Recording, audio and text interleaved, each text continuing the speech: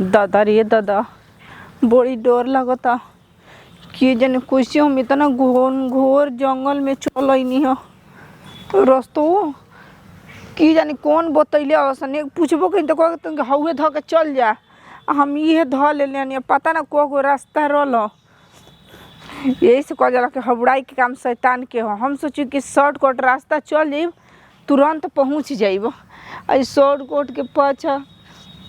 आके फंस गई कहीं जंगली जानवर उनर मत हो। हां बाबू गांव देहात में आइल बानी कोनो बात नहीं कि धीरे का पता बा हां रे। हां ठीक है ठाक अरे मुआना जाने तोरे अखिया फूट गइल बा नहीं के लौकत। हां तोर अखिया फूट गइल बा नहीं के लौकत। तू हमारा से बोलत रू धकिया के का जाता तार दादी रे जात लइका है निया धक्का केना धक्का लगल बा। हां बकचोन रे हड़ा का बकचोन हर हां मोबाइल ले बड़ा कान तो सटा ले बड़ा आगे पीछे आदमी नहीं के दिखाई देते तो कान तो नक सटाई तो मुंह में सटाई नहीं नकिया में डाल पागल ये का रे जो तक आन्हर भइल बड़ा लड़त चलतड़ ए भाई भाई एगो प्रॉब्लम में बा। हाँ तनी निपट लेबे द आन्हर कहीं का ए सुन हमारा के आन्हर बानर बनावतई तो तोर लौकत नहीं खे लौका तो तबे न चलतई ना लौकी तो घरे ना रहत लौकी तो तकत के ना देख के आदमी लड़की ना चलते आ तो बिना देखले वो से चल देनी है तक। हां बड़ा बदमाश बड़ी कुछ भुनु भुनु गाड़ी देती है बड़ा हरामी बिया मरते त नहीं ए कुछ कहत बे का ना तोरा से हम कुछ कहबो मत करिए डर नहीं खे तू कितना खतरनाक बड़ी बाप रे बाप है तो तोर बोलिए से समझ में आवत। एकर मतलब जाना था कि हमारा से डराता रुको ए आज के बाद अच्छा कौनो लड़की भेटई हसन अच्छा तो उन के दीदिया कह के प्रणाम करी हो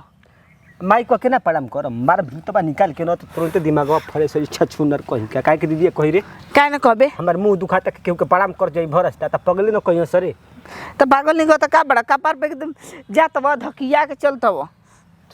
आनल पे भर कहीं यानी तोरा में टकरा भी नहीं का लाटर कर लेवे तो तोरा देख के न चले के चाहिए रास्ता तार बाप के लिखाल बा तू ही बुझेबू दूसर कोई ना आ जाई तू देख के चलबे कि हम देख के चलब त तू आंख मुद के चलबी तोरे के त देखे के चाहिए न कि के आवता रास्ता में हट जाई तोरा से बतियावल पेड़ पौधा में सर पटक के फोरल बराबर बा सर पटक के तनी फोर त तनी देखी त कैसे फोर जरा पटक के तोरे का पर होते गो फोर ले अखिया से तेज लौके लगी नहीं लौकत अबे त कहत रहले कपार पटक पटक के फोरल बराबर बाटे तोरा से बतियावल है जंगल में भुलाइल बराबर बाटे एकर मतलब ही भुला गइल बिया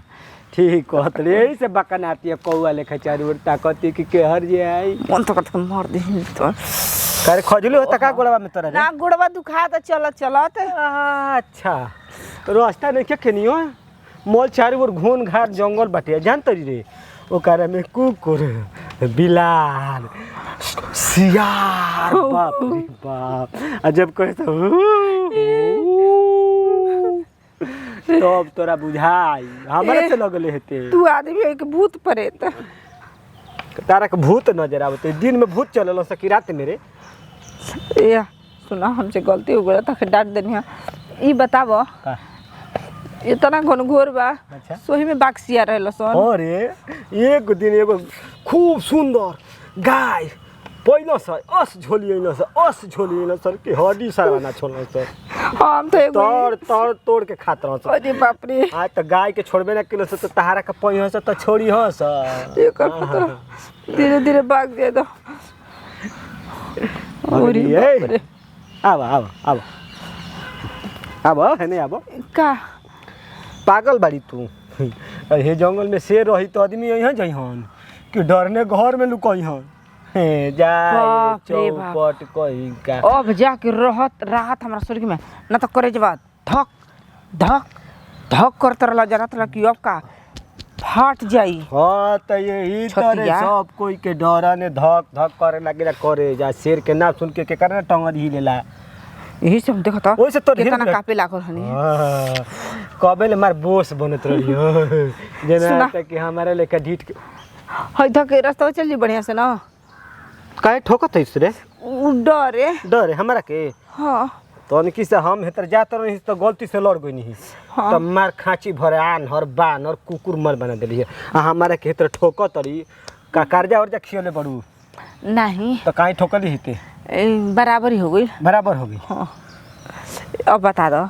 कि रास्ता कौन धो मेहरा रु जात बिया लड़की बिया का एकरा मुहे लागी। अरे बोला तो